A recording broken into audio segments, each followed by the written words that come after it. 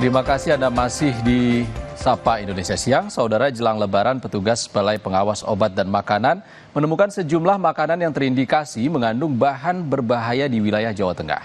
Di Purwokerto, petugas menemukan makanan yang mengandung formalin dan pewarna tekstil. Di Solo, petugas bahkan menemukan makanan yang kadaluarsa 4 tahun.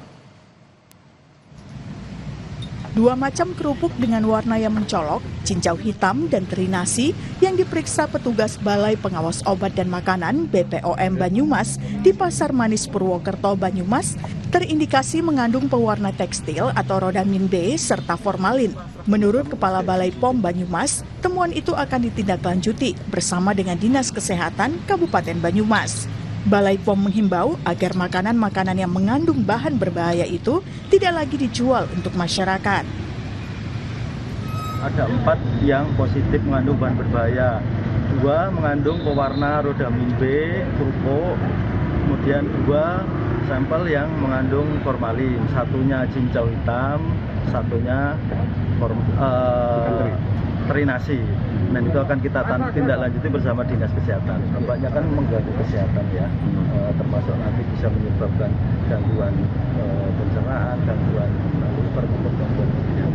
Ini penjualnya dari mana? Sudah ditindak lanjuti nanti sama tim Dinas Kesehatan.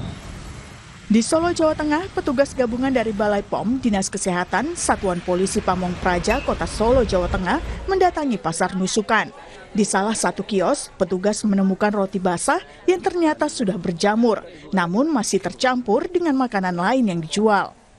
Petugas juga menemukan adanya bumbu dapur yang sudah kadaluarsa, bahkan kadaluarsanya sudah sejak tahun 2021.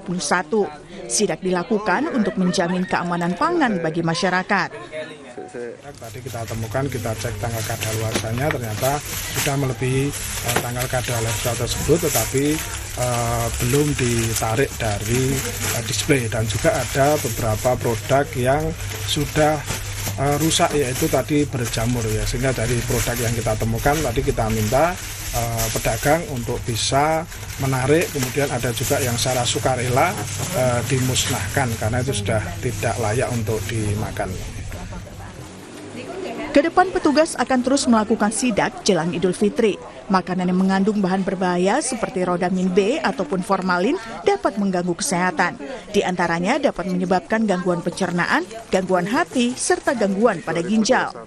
Pedagang dihimbau untuk jujur dan lebih teliti dalam menjual dagangannya. Dengan temuan itu, masyarakat diminta lebih jeli dan waspada dalam berbelanja bahan-bahan makanan. Tim Liputan, Kompas TV.